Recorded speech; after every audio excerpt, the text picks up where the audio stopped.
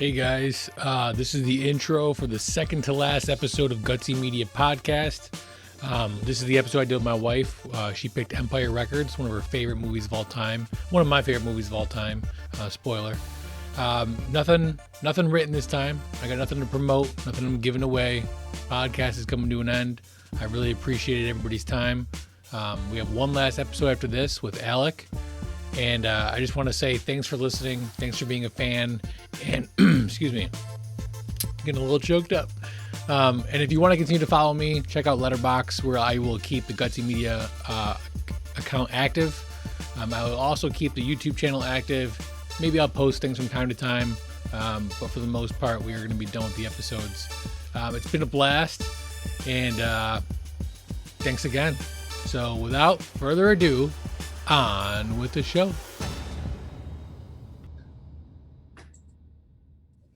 Do you hear that on your end? Do you hear the little recording in progress thing on your end?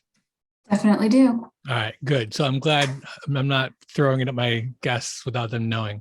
Thank you so much for being on the episode. I always love having guests on, especially guests that I know, especially guests as smart and beautiful as you. You can pay me later for saying that. You picked Empire Records. Now, I've known you for a long time. This is one of your favorite, if not your most favorite movie of all times. I'm going to start with the same question I start with every guest. Why Empire Records? I like the group camaraderie that they have. I like the music. I thought it was just an exciting movie to watch. It was one of those movies you can watch over and over again. It's not overly dramatic. It's not overly depressing or one way or the other. They keep it very up and down. Yeah, I mean, this movie, you said not very dramatic. The plot of this movie can probably be summed up in like 2 sentences. It's essentially a day working at a record store. Well, I mean, there's a little more going on than that. There's more going on, but there's no like grand dramatic plot. And I'm not saying that like it's a negative. Yeah, there is. Sure, there is. They're trying not to be sold to a big company and lose their small town feel. But how important is that to the movie? I mean, that is literally the main point of the movie. You say that, but the whole idea of the big chain record store coming in and buying them out doesn't even come to the forefront until more than halfway through the movie. Not true. It's the very first thing you find out when the movie starts. All right. I mean, you're not wrong. I guess my point is that it's not the central focus of any one of the characters. I guess it kind of is. Yeah. Okay. Slow down there. What I was going to say was I'm not saying it. I'm not saying it like it's a negative. What I'm saying is that I think this movie falls in a very niche genre of movies that are just kind of that growing up feel, that, you know, your first job, you don't take it too seriously feel. I mean, this is Can't Hardly Wait comes to mind, also starring Ethan Embry.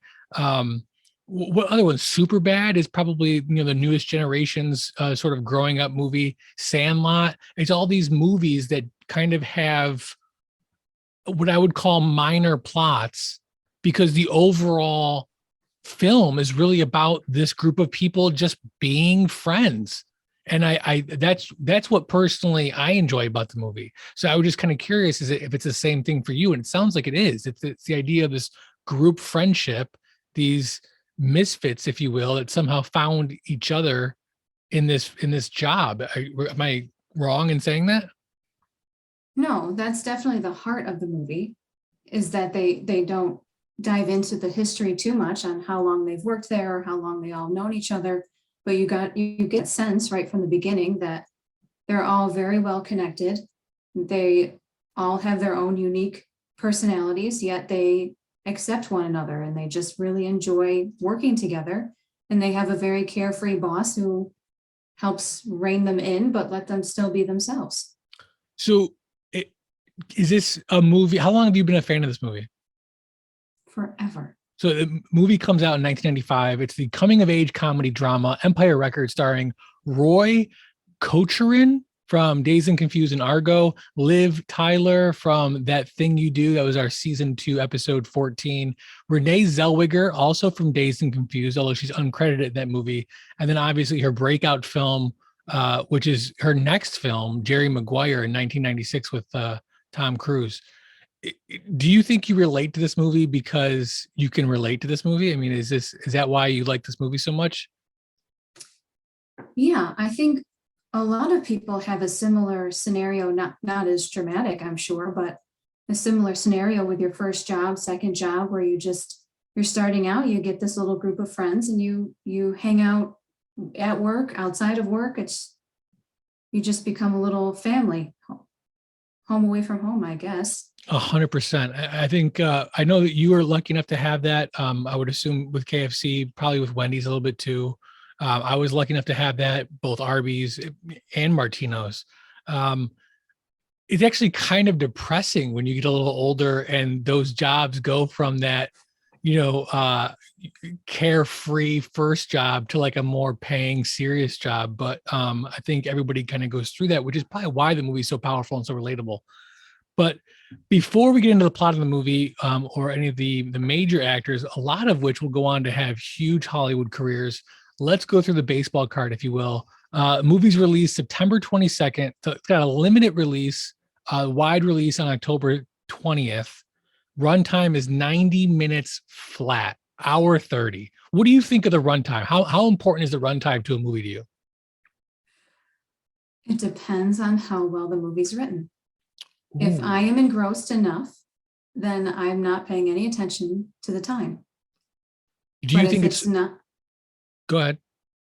If it's not engaging me, then I'm looking at my watch. It could be 20 minutes in. So it really depends on the writing and the acting and what's going on. Fair enough. Do you think the runtime of the movie will impact your ability to kind of get engaged with it? I mean, if you sit down and the movie's 3 hours going in, is it going to be a little harder to get into it?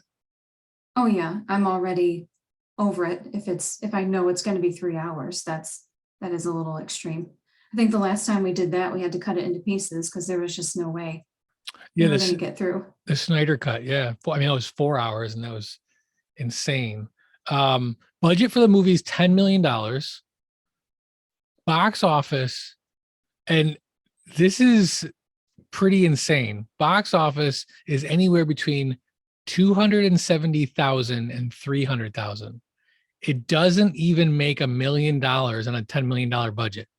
Did you see the trailers that they put out? I did. That's why. Very, very 90s trailer. They were horrible. I will say this. I think I've never seen a movie make that little on such a big budget and then go on to become a cult classic movie. I mean, this movie, it is a cult classic. You can't do that. April 8th is still celebrated by its fans as Rex Manning Day. I mean, this has a huge following. For a movie that didn't make $1 million, this has a huge following. Do you know who Rex Manning is a tribute to? Let's see if I have it here in my notes. I don't see anything in my notes about who he was based on. My very official Google search says that it's a tribute to Kurt Cobain. I find that hard to believe. Yeah, I don't believe that either. He doesn't have a, yeah, I mean, Kurt Cobain was grungy and right. Gross. He wasn't gross. He was gross. He smells like Nirvana. Ugh. Nirvana shouldn't have a smell. Well, anyway, Rex Manning was not grungy by any means. Not by any means. He definitely didn't have long blonde hair. So movies produced by Regency Enterprises, very well-known company. I just want to run down a few of the other movies that they have produced. We have Man on Fire, Who is Harry Crumb, one of my favorites. Once Upon a Time in America, Pretty Woman. I've never seen that movie. Really? Copycat, Heat, A Time to Kill, Tin Cup. I mean, these are all great, great movies. Under Siege 2, probably the best of the Under Sieges, if you will. Say that Free again. Willy, which comes out in 93. So this movie's well known, or this production company is well known. There's a lot of big movies. The issue with this one is 2 days after approving the purchase of the script, Regency Enterprises is approached with Clueless. Having already had a teen movie, they turned down Clueless, which later goes on to make $57 million. Ooh, not a good choice in retrospect. However, I would say between the two movies, I don't know. From 1995 to present day, which one has the larger following? Empire Records or Clueless? I gotta say Clueless, I would imagine. Yeah. Aren't they making another one? They're making another one of everything. Hollywood has no good ideas anymore. There isn't another Empire Records. It's funny you say that. In 2018, it was announced that they were adapting the movie for a Broadway musical. I saw that. Is that a real thing? That is a real thing. The problem is it was put on hold when it says here that there was a global pandemic. I don't remember that happening. In 2018? Since in 2018 it was announced.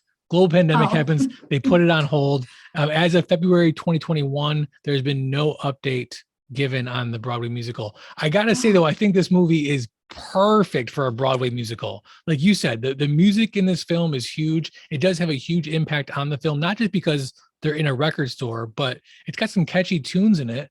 And there's an undertone, a coming of age sort of undertone here that I think is told through the music. How did the music impact your viewing of the movie and your ability to enjoy it? I think the music just kind of gave you a little better insight on each of the characters, because they all have very specific music that they like, and they played a little of everything. Mm-hmm. When they play songs that you know and are catchy, then it obviously gets you more excited about the movie. And at the end, that song was just, I don't know, it was catchy, it was exciting, and makes it more interesting to watch. Yeah, I agree. The movie's based on Carol Heiken, who is the writer, and her time working at a Tower Records. Tower Records goes into bankruptcy in 2005. So maybe some of the listeners won't even know what a Tower Records is. Have you ever been in Tower Records? No. Really? I was in one in DC. The Empire Records definitely screams Tower Records. It's very... How did you see a Tower Records? I was in DC. Yeah, but you said 2005. Correct. I was in DC in 2005. That was the year I got there. So it was right before they closed. Yeah, correct. Yep. Oh, okay.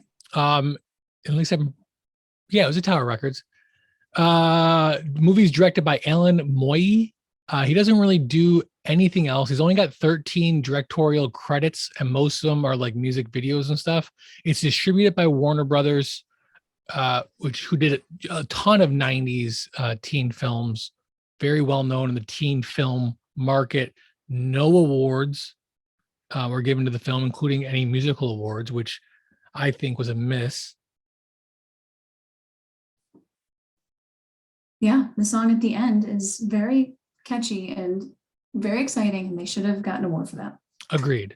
Not that crazy other song where he gets eaten. I don't like that. Guar's in this. Yeah, it was awful. Speaking of Mark, played by Ethan Embry, probably one of the more well-known actors in the movie. He's got a very interesting character, very interesting taste in music. Is it safe to say that Mark may have some brain damage? I think he's just very excitable. He just loves life. He's ready to eat an edible, and he's ready to go. He's just excited about everything. So this is what I want to do, something a little different. We're definitely going to get into the plot of the movie, but this movie does breed a lot of well-known actors and actresses. I want to talk a little bit about them, about the characters, and maybe which ones were your favorite and which ones are your least favorite. Let's start with Joe Reeves, played by Anthony Lapeglia. Pretty well-known actor. He plays the boss, the manager of Empire Records, Joe. He's a drummer. You kind of get the sense that not that he's washed up, but that maybe his best days are behind him. Is that safe to say? His best days are behind him? Yeah, I mean, he's middle-aged and he's the That's so manager of a depressing. record store. Yeah, he likes his job. Yeah. I disagree. I don't think he likes his job. I think he likes his employees, and I think he will like his job in the future. The movie ends, spoiler, with him kind of buying the record store, which I think is Yeah. going to allow him to like his job a lot more. So if he didn't like his job, why would he be so distraught about being bought out by this other company? I think it's the people. I think he enjoys the staff. He enjoys playing kind of mentor, if you will, to this ragtag bunch of misfits. Yeah, which but I none will of them were continue to gonna lose refer their to them job. as. Right, of course not. Nobody wants to lose So- their job. No, I said they weren't going to lose their job with the transition. I'm pretty sure half of these employees, if not more, would probably get fired or quit within the first couple weeks. Well, quit is another story, but He's probably most famous for playing the best friend in So I Married an Axe Murderer. He's also credited in being Without a Trace. So not a whole lot of other big films, but he's got one of those faces that he's probably in half a dozen things you just don't remember. yeah, I don't recognize him from any other movie, but coming from me, that's not a big surprise. We talked about Ethan Embry. He's also in Can't Hardly Wait, another kind of coming of age teen movie. Have you seen that movie? No, but he's in one of my favorite shows. Oh, that's right. He is the son in Grace and Frankie, Right. which is weird because he plays like And- a 50-year-old son, and now we're talking about a teen movie he was in. And he's in Can't Hardly Wait, Yep. which is my favorite movie next to this one. I said, have you seen that movie? You said no. That's not what you said. I said, have you seen Can't Hardly Wait? No, you didn't. What did you what did you think I said? I blanked out. I don't know what you said. He's also in Sweet Home Alabama, and Oh, he's yeah, also in I That like that Thing You movie. Do. That Thing You Do. Wait a minute. That Thing You Do is what I'm thinking of, not Can't Hardly Wait. You haven't seen that movie? No, That Thing You Do is my favorite, not Can't Hardly Wait. Oh, have you seen Can't Hardly Wait? I don't know. So turned around, you have no idea. He's also credited for being in a couple episodes of Law and Order. And the Spider-Man TV series, that's got to be like the animated one or something. Hey, speaking of Spider-Man, did you know that, what's his name? Darn it, Tobey Maguire was in this movie, but they deleted the scenes. I did not know that. That is a very impressive little factoid you got there. You know, I had to make up for not knowing what movie you were talking about earlier. Several edits took place on the film in post-production. They removed a whole 3 characters and 40 minutes of film, including a whole storyline with Warren's sister. With Warren's sister. Warren, played by Brandon Sexton III. He is probably one of my favorite characters. He's the guy who attempts to. He's so annoying. He attempts to shoplift, which is a great little 10-minute segment of the movie, and then he But comes he's back so at the end and gets a squeaky. job. He is. Well, he means he's 15. I know, kid. but control yourself. So he has a great line in the movie where they're going through the CDs that he stole, and one of them, I believe, is Whitney Houston or something along those lines, and he makes the comment that it's for my girl. Lucas is my favorite. Lucas And is watching him great. interrogate him is the best. And Lucas- chase him down is the best. He's played by Rory Cochrane. He isn't in many other things. He's in Dazed and Confused, probably what he's most well known for, the long-haired hippie in Dazed and Confused. He's had a couple roles recently with Argo, but he took a pretty significant amount of time off. And when I say off, I mean not a lot of projects. I don't know if he just wasn't getting cast. So this is 95. He is in Argo in 2012.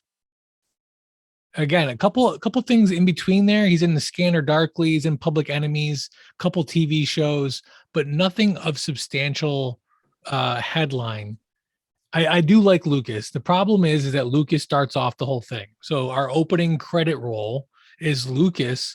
He's closing the store for the first time, and he comes across the documents saying that the store is going to be sold or purchased or whatever by this chain record store. I forgot what the name of the record store is. Do you remember? No, I don't remember off the top of my Well, head. regardless, he decides to take it upon himself to save the store, save the empire, and he takes the money at the end of the night and goes to the casino and tries to win a bunch to buy the record store. Spoiler, he loses it all and then proceeds to go back to work the following day and has to explain it to Joe, the manager, how he's lost all this money. AJ, you said he's your favorite, played by Johnny Whitworth. He's the heartthrob of the movie. I mean, is that why he's your favorite? Because he's the good looking one? No, he's not my favorite. He is good looking. He's one of, okay, I like all of them. Lucas is my favorite. Why is Lucas your favorite? Because he's so monotone. He's just very mellow. And he has quick comments and responses to things. He's very witty. I just love it. But I do like AJ. He gets a little at the end. He's a little gooey. I'm in love with you. Yeah, he's a little gooey. Stop. Here's my thing with Lucas. And upon watch, so like most of the movies we covered in the podcast that I have seen, if I've seen it, I probably saw it many, many years ago. With Empire Records, it's no different. I've seen this movie about 1,000 times. Most recently, probably 2 or 3 years ago. But watching it this time for the podcast, I was kind of going through it with, the eyes of somebody who knows the plot, and is looking for specific things to talk about on the podcast, obviously. My thing with Lucas is, do you think his personality during this single day is different than it would be any other day for Lucas? I mean, based on what has transpired in his life over the last 12 hours with losing the money and all that, and knowing what he knows, do you think he's acting differently during the events of the movie than he does normally?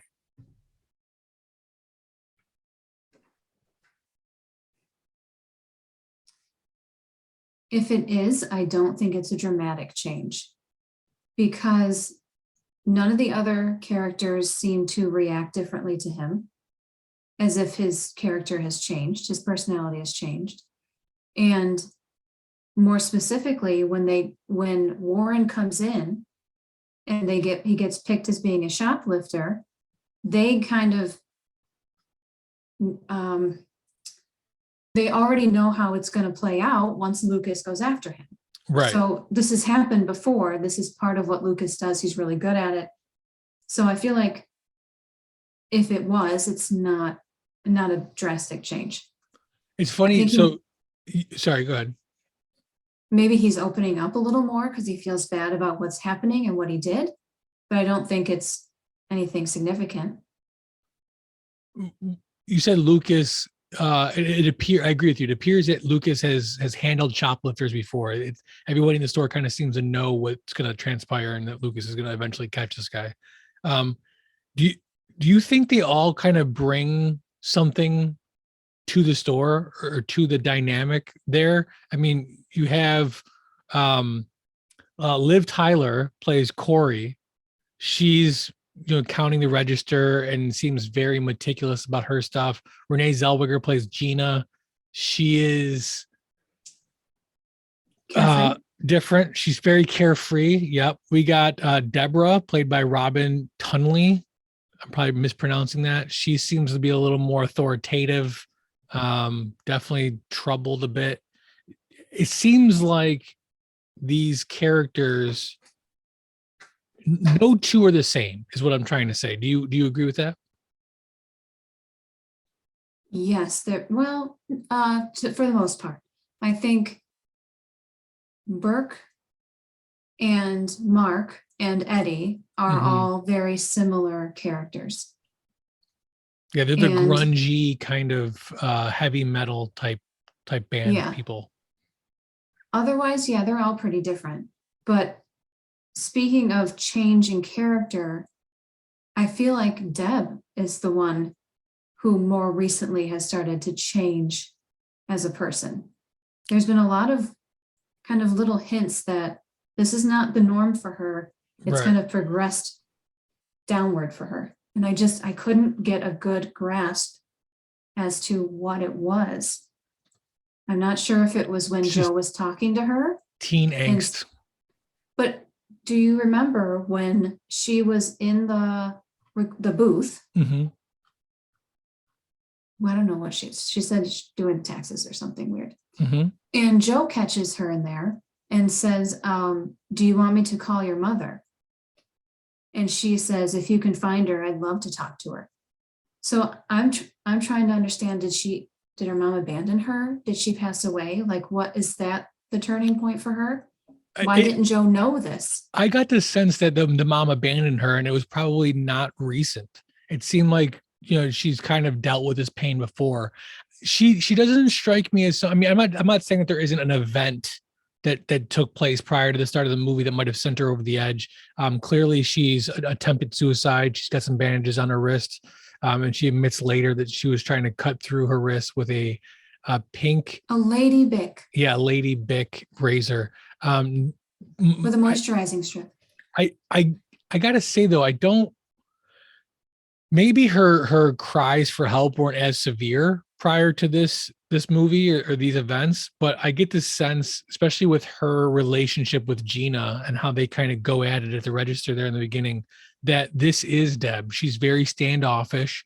She's very authoritative, and she strikes me as one of those people that wants help but doesn't know how to ask for it.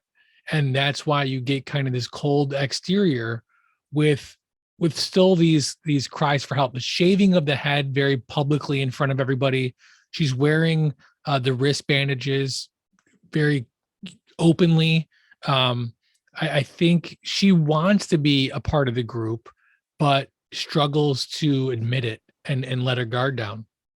Well, she says it right during the pretend ceremony, as if she had passed away. Yeah, she says that she's just tired of not feeling seen. Right. So between the comment from Joe about calling her mom and then the innuendos that Burke and her have had a big fight or broke up the night before or something, there must be some more recent trauma going on to make it more extreme than normal. Yeah. I don't know. So let me ask you this then. Favorite character, least favorite character? You said Lucas is your favorite. Are you sticking by that? I mean, I feel like Liv Tyler, really? Corey's not a favorite character? I love Liv Tyler. She has a lot of whiny points in this movie. Agreed. That bother me. But I do like her. So I can't put her as my favorite for that reason. And that's why I stick with Lucas. My least favorite would have to be, what was that band you said? The Guar. That whole band, Guar. That was awful. I hate that. You weren't a Guar fan in high school? Oh my God. Not that stuff. No, thank you. There's a lot of other bands similar to that, but not to that extreme. I think it's between Rex Manning or Jane. Ooh, Jane. Debbie Mazar plays Jane. A very different role for her. She's also one of those actors, I think, that you'd recognize but not be able to name. Rex Manning, played by Maxwell Caulfield, who has not done anything other than this, really. Hey, come take a seat at the campfire. You're not the only one who joins. I've got friends that come over sometimes, too. We talk about a ton of interesting things, from geek culture Then we cover some conspiracies or philosophical thoughts or monsters, We talked about Bigfoot in one episode. It's a lot of fun, so come join me at the Campfire Chats, a DFAT entertainment podcast hosted on Spotify and other fine places you find podcasts.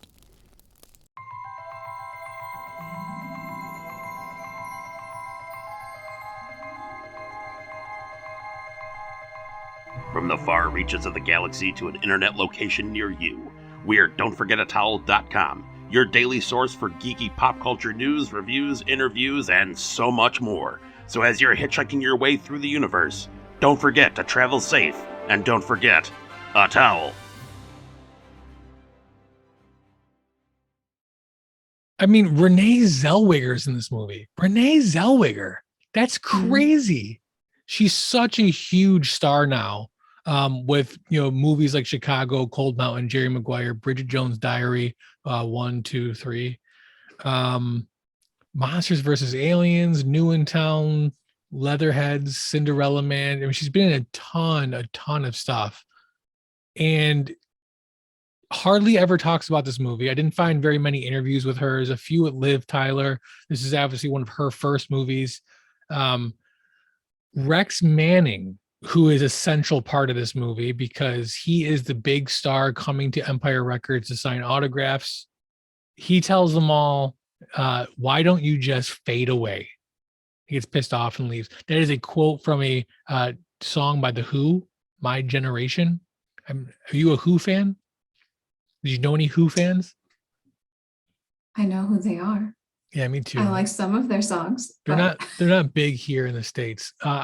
Ethan Embry, though, he loves this movie. He talks oftentimes about it. He said in an interview on the 20th anniversary, the crew got along very well and were very close during filming, which is awesome because when you see these coming of age movies, you really do hope that they are friends in real life. I don't know if they still stay in contact or not, but they at least were good friends during the filming. I see that actor as putting a sunny side on everything anyway. I bet he would have something positive to say about anything he does. I will say, though, that between this and Can't Hardly Wait, I like Can't Hardly Wait. I like his character in Can't Hardly Wait a lot better. Mark is not a strong character for me in this movie. He took that personality too far. It was just it was a lot. Yeah, I like Lucas. I agree with you. I think he brings some good comic relief. Those one-liners are great, especially when him and Warren are having their back and forth. I love that whole scene. Least favorite character is probably Rex Manning, but he's supposed to be, right? He's supposed to be this kind of evil older guy who's just wasting life. So full of himself. So full of himself. Yeah. So now that we've covered the characters, let's talk about some of the more iconic scenes. I don't want to go through line by line of the plot, but I do want to talk about, I mean, we've both seen this movie a lot. I'm assuming the people listening have seen this movie at least, once, if not multiple times. Let's talk about some of the most iconic scenes. We talked about the opening scene. We've gone over the shoplifting scene too. What are some other scenes that you think of when you think of this movie? Well, the end, when they're on the roof doing the whole party and the concert, when they're doing the ceremony, the funeral. Yeah, it's I mean, it's it's a funeral. They're doing a living funeral. They want her to see how missed she would be. Yeah. Right. Which I couldn't imagine doing that with friends. Like that would be really weird. They didn't execute it well. I mean, they barely talked about her in the first place. That's true. That's true. What about the gluing the quarters to the ground? Yeah. The change, yeah. So Lucas brings back a tub of change from the casino. Joe knocks it out of his hand, and then AJ proceeds to glue all the coins to the ground. There's a great scene of Warren as they're waiting for the cops, and he's trying to pick up a quarter, and he's talking to AJ, and he's, who glued all this to the ground? AJ's like, I did. Well, what the F for, man? So I don't think I need to explain my art to you, Warren. Uh-huh. Yeah. And then there's also, when- my favorite line is when he's like, when Warren comes back and attempts to like shoot the place up, and they tell him, put the gun down, Warren. He's like, my name's not Warren. Stop calling me fucking Warren. Everything's not Warren. Everything's not Warren. Yeah. Such a quotable movie. Do you think a movie's quotability plays into how much you like it or how well it's received? I think it helps. If they have something that sticks with you, then it's going to make you think of the movie and I think it helps. But I have horrible memories, so I can't solely base it on that. In And 2003, it's a feeling. in 2003, Warner Brothers releases the Remix Special Fan Edition DVD of Empire Records. It's unrated and has 4 extra scenes totaling 17 minutes. One deleted scene that had the band arrested after performing on the makeshift rooftop, similar to the Beatles when they were arrested on top of Apple Records. Mhm. The band, they got a great song at the end, but other than that, they're not in the thing very often. I mean, I got to imagine there's got to be a whole subplot about Gina being part of the band or something and wanting to sing, because there is a moment where she talks about how she wants to sing in front of people. Then obviously at the end of the movie, she's able to do that, but it didn't seem as prevalent as I think the directors or the writer probably set out to have it. Do you agree? No, I just think it was a chance to get more involved with that character.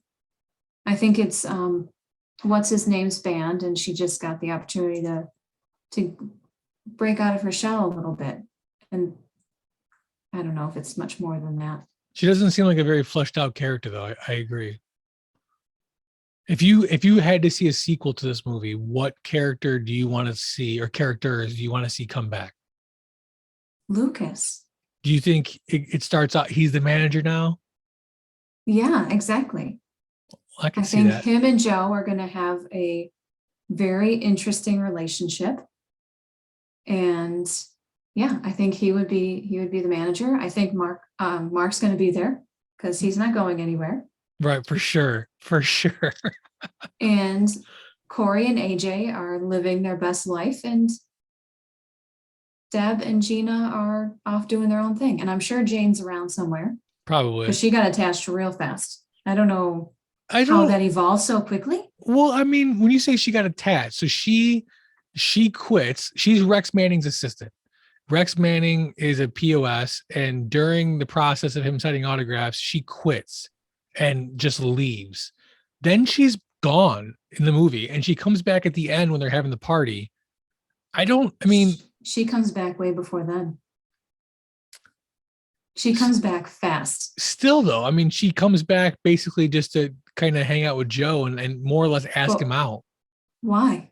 Because saw him. He's a nice, good-looking guy. They hit it off, and she's got nothing else better to do. She just quit her job. They spoke for like 3 seconds.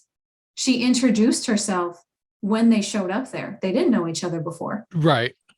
But you got to imagine they probably had phone conversations. She's probably the one that set this up with Joe to have Rex there and signing autographs. So maybe they're exchanging phone messages, and it's still very weird how she comes right back. She likes and all of a cut sudden of his she's gym. involved in everything they're doing. She's like Mama It's Bear. just weird. Mhm. She saw his drumming skills and That's what it was. couldn't turn away. She's clearly, likes into music drummers. and into the industry.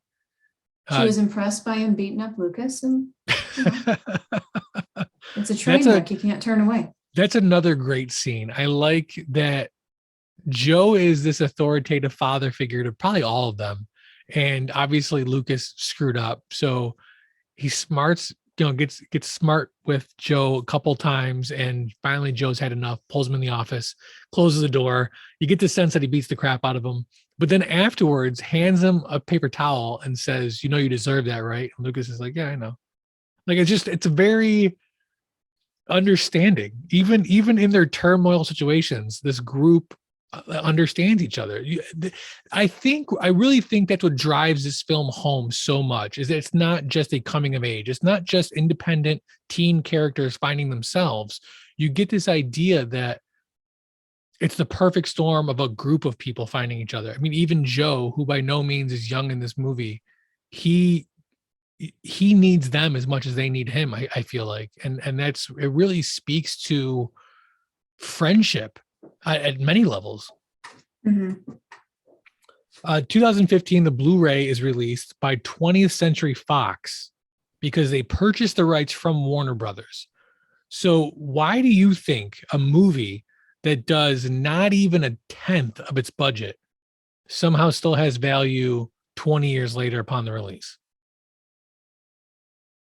Because there's all those 90s kids who have money now and can go out and buy the DVD and they still love it. It is still a great movie. Do you enjoy watching it now like you did the first time? It doesn't ruin it to know what happens, or? No.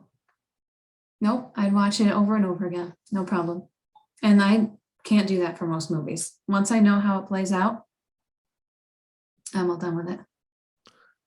Any other scenes that you want to go over before we get into our games? No, I think we got through most of them. Yeah, great movie, great pick. Let's talk about the questions.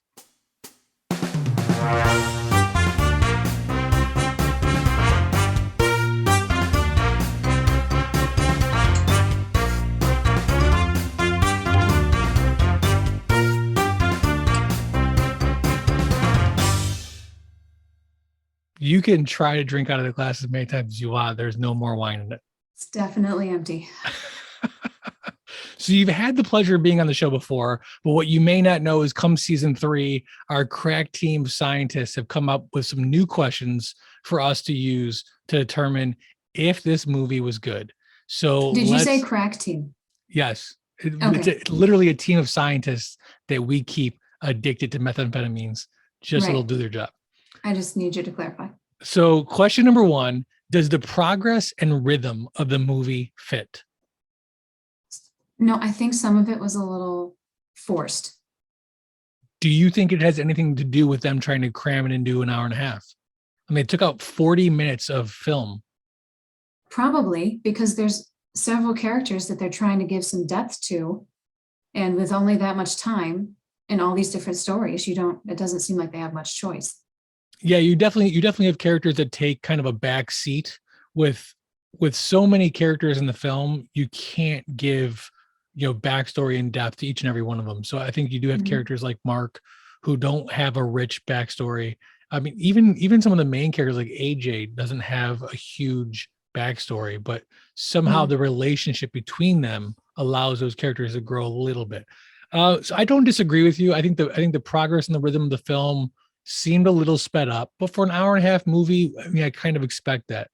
I don't think it necessarily diminishes the value of the movie, though. I would love to see the version of this that has the extra 17 extra minutes in the 2003 Warner Brothers release, to see if that adds anything. But I mean, fingers crossed that we eventually get that director's cut with the full extra 40 minutes. That'd be cool. Yeah, I'm sure as you watch it more, you're looking for more information on these characters because you're more involved, more invested in them. Whereas the first time or second time, you're not feeling the same way about them. So now you're wanting some more than what the movie's actually giving you. What character do you want to see more about? Well, I don't know much of anything about Burko. I don't think they called him Burko. No, it was Burko. He had a name tag that said Burko. They don't use his name he's only in like 3 scenes. Right, but they don't talk about him very much at all, about him and Deb's relationship. Is this new? Has this been forever? Mm-hmm. Eddie comes in and out, who's a fun character, but he doesn't even work there. So is he just a random friend? I think he does work there. I think he also works the pizzeria. Oh, because he comes in at the end and he's in like the back room and he's trying to I think it's either him or Burko who puts a shirt on. But I feel like they would just let him in anyway. That's true. So I was never positive if he worked there or not. Okay, question number 2. What, if any, part of the film speaks to you and why? What, if any, part speaks to me and why?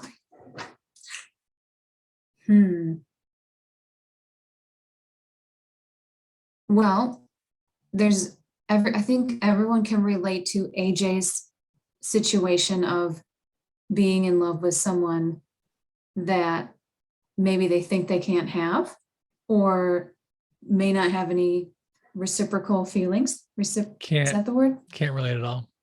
No. No. Okay. So that part. So I can relate to Corey. Just in the general sense. And yeah, I think that's it. What's the question? I would have to go the part of the film that, this is going to sound crazy, the part of the film that speaks to me the most, when Gina shows up, she goes to the front, or excuse me, when Deb shows up, she goes to the front counter and Gina's there. I want to say she's got a clipboard, or maybe it's Liv Tyler that has the clipboard, and she's going through and she's like doing things, she's checking things off, counting the drawer and so on. That she's having this very emotional scene between Liv Tyler and Gina, or Renee Zellweger's character, but she's also going through this checklist.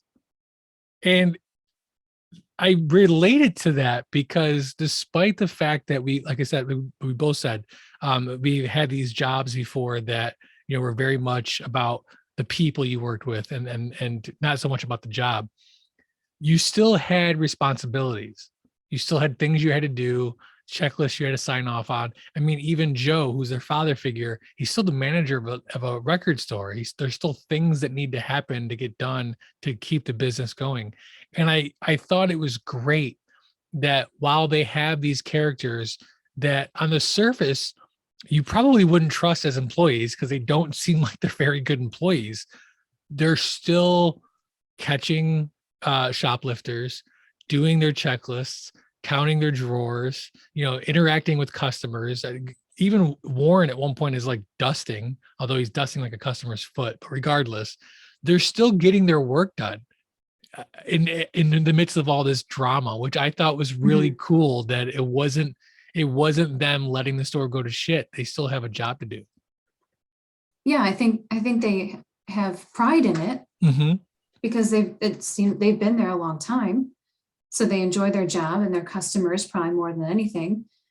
So yeah, if you get a good combination of people, then you can have the best of both worlds. You can get your job done while still talking shit to your coworker and having that brotherly, sisterly relationship of I can talk shit, but no one else can, right? Type thing. Because that's what it seems like, especially for those girls, where they do talk shit to each other. But I feel like if someone else tried to come in and do that, they would maybe even offhandedly stick up for the other one. Yeah, there's a great exchange between Deb and Gina where Gina says, good thing you get smarter the shorter your hair gets. And Deb says, well, you get smarter the shorter your skirt gets. And then they say, stop, let's just rip. And they rip up the contract for the new place, which is great because like you said, they had this banter back and forth, but then it's like, okay, stop and let's focus on the mutual enemy in front of us. Right. Okay, question number 3. What is the most important sequence in the movie?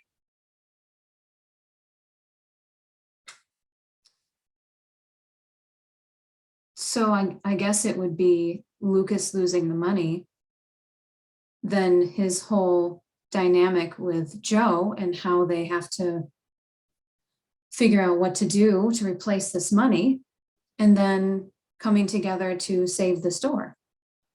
Is that what you mean?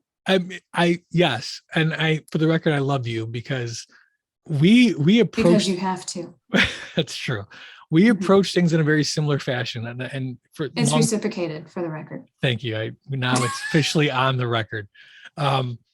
We approach things very similar in the sense that I take this question very literally. People who have listened to the show before know that the most important sequence to me for the movie is the one that sets the movie up. And it really is the opening sequence here where Lucas loses the money. Because without that, I think you just have another day in the life of record store employees. I think this question does highlight what I was originally talking about at the beginning of the podcast, which is there really isn't a main plot. I mean, again, you had the loss of the money and the eventual, party at the end to save the record store. Damn the man, save the empire. But with that being said, the in between, between the loss of the money and the party at the end, the in between is just a variety of like 10-minute segments of, Deb's suicide thing and the shoplifter and Rex Manning and all these little kind of standalone plots that happen through the course of the day. So I think I agree with you on the answer to the question that it's the most important sequence, but I would also say I don't think it's that important. I don't think there's many most important sequences. I think a lot of the sequences are important. I think the overall movie is what's important, is the timeline of this day. Yeah, so you're saying that the underlying issue is just a constant to tie the whole movie together? Yeah, I think so. And yeah. Everything else is just little glimpses into what all these characters are going through. Mm-hmm. Well and said. Rex Manning is the kind of middle anchor to bring everyone together and create some turmoil. Rex Manning, I think, is the manifestation of the industry. It's Rex Manning is the same as this box store coming to take over. It's the outside world that doesn't quite understand them, that's on their turf trying to tell them what they should do and who they should be. I mean, he comes in and they don't like his music, but they have to pretend like he's awesome. And at the end of the day, they can't conform enough, and they boot him out. Whether he leaves on his own or whatever. I think he's just the manifestation of the things in society that they don't fit in with. So then Mitch Mitchell, right? He's the owner of the building. Yep. So falls into the same category then. Oh, 100%. And he's the suit and tie businessman that comes in at the end and is so focused on the money that he doesn't care about the employees, doesn't even remember them. It's another great scene where Mitchell comes in at the end and he realizes that not only has Lucas lost the money, or rather he thinks Joe's lost the money, but also there's chaos happening inside of his store, and he bumps into Lucas. And he says to Lucas, who are you? Why are you here? And Lucas introduces himself again and says, I'm Lucas. I still work here, which is just a great little one-liner of like, this is how little you pay attention. I introduced myself earlier today. Yeah. So with that being said, on a scale of 1 to 10, 1 being horrible and 10 being a masterpiece, what do you rate this movie? For me? For you. Just for me? Just for you. 9. 9? Almost 10. What it's makes those whiny moments that I just that and the music video. I can't do any of that. And when Mark's making out with the poster, I can't do that either. The wall mural. Come on. I can't do any of those. But the rest of it is perfect. 9 out of 10. I mean, it's very nostalgic. It makes you think of those times at the wherever you were working. 100%. I think the movie is nostalgic. I do like this movie a lot. I wouldn't go as high as a 9. I'd probably give it a 7.5. I think you should probably rethink that. I think it's a good movie. You have to come upstairs. I think it's a good movie, and I've seen it a ton of times, and I'll probably see it a ton more times. I think on the scale of coming of age teen movies, it's not my favorite one of them, but it's definitely high up there. Like I said, it's a movie. It's never a bad watch, no matter how many times I've seen it, which you can't say about a lot of movies. Now, my favorite part. Sounds like you're going for an 8.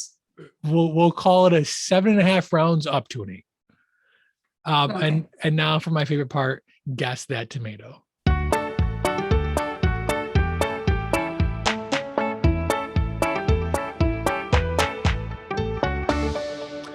I love that the guests can't hear the music. Because sometimes you get guests that will try to talk during the music, and other times they just sit there quietly and watch me dance. So, as you may or may not know, You didn't have to give that away. I know, but it's funny. It's funny to me. As you may or may not know, Rotten Tomatoes has 2 scores for every movie: the critic score and the audience score. I'm going to challenge you to guess the audience score. Then I'm going to give you some hints as to what that audience score might be. You'll get a chance to reevaluate your guess, and we'll see how close you can get. So on a scale of 0 to 100, what do you think the audience score is for 1995's Empire Records? 75. 75. Okay, now I'm going to give you the critic score. 35 critics gave this movie an average score of 31 out of 100. It's pretty low. I'm They'll also going change to their tune when this play comes out, musical. if it still comes out. I'm also going to give you 3 movies that are within 2 points of the audience score of this movie, plus or minus 2 points. And season 3, we're going with The Good, The Bad, and The Ugly. Are you ready? Mm-hmm. The Good, 2008's Gran Torino. Why is it good? This movie brings the hard, grisly Eastwood of old into the new millennium in a perfect way. It's not like the other movies that show an old man learning the lesson of why his way isn't the right way anymore. Instead, we see how his way can be updated, not abandoned. But okay, I'll say it. This is the last good Clint Eastwood movie that we're going to see or that we saw, acting or directing, in my opinion. 2008's Gran Torino. The Bad, 2010's Scott Pilgrim versus the World. Why is this bad? Okay, I'm about to tell you what I'm about to tell you is basically blasphemy here at DFAT, but this movie is an incoherent mess. And watching Michael Cera's acting after finding out he's a real life asshat just makes this movie that much more cringy. It's best just left in 2010 with Shia LaBeouf's Wall Street and Russell Crowe's Robin Hood. And lastly, The Ugly, 2016's Deadpool. Why is it ugly? The process this movie had to go through to get made is a highlight, as to why the studios are their own worst enemy. A character with a built-in fan base, superstar lead, and backer at a time when the genre is exploding, and still it had to struggle to get made. The process is just that ugly. So we got Gran Torino, Scott Pilgrim versus the World, and Deadpool, all within 2 points of the audience score of Empire Records. You guessed 75. Do you want to change your guess? No, I'm going to stick with 80. 80. I want 80. You're upping it. Yeah. The correct answer is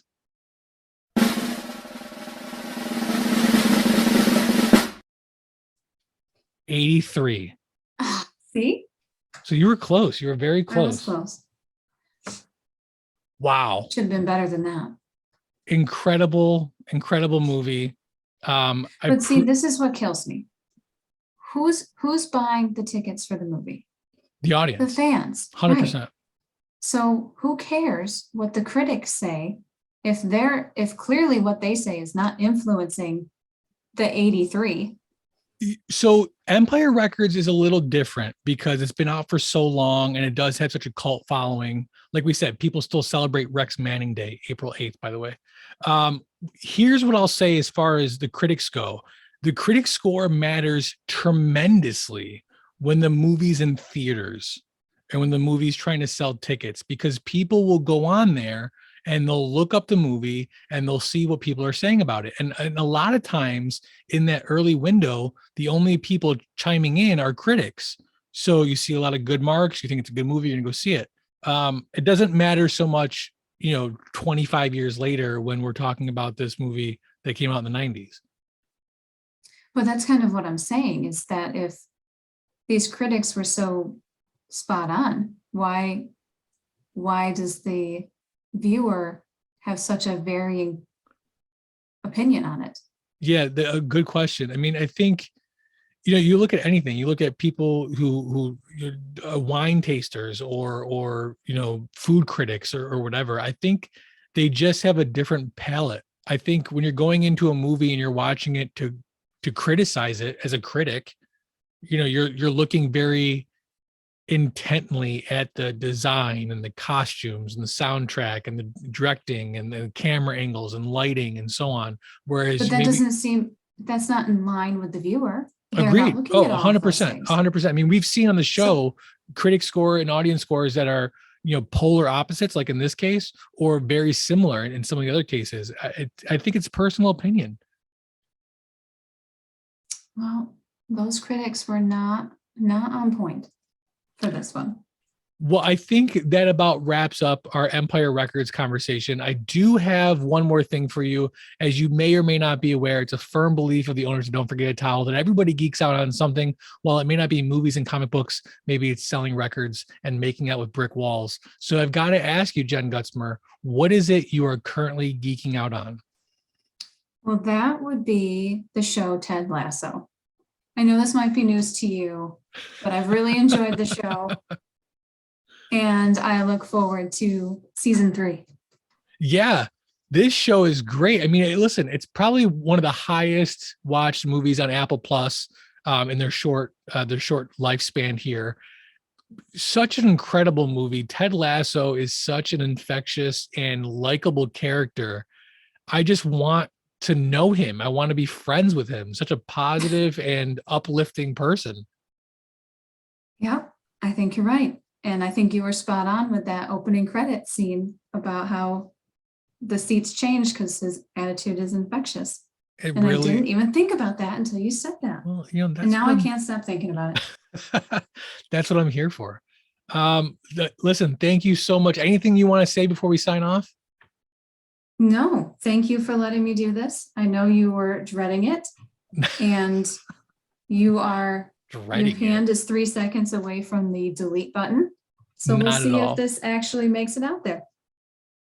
Well, I appreciate the time, and I hope we'll get a chance to talk and interact again in the future. Yeah, I don't know about that, but I'll be down for some more wine in a second. Thanks so much. Okay.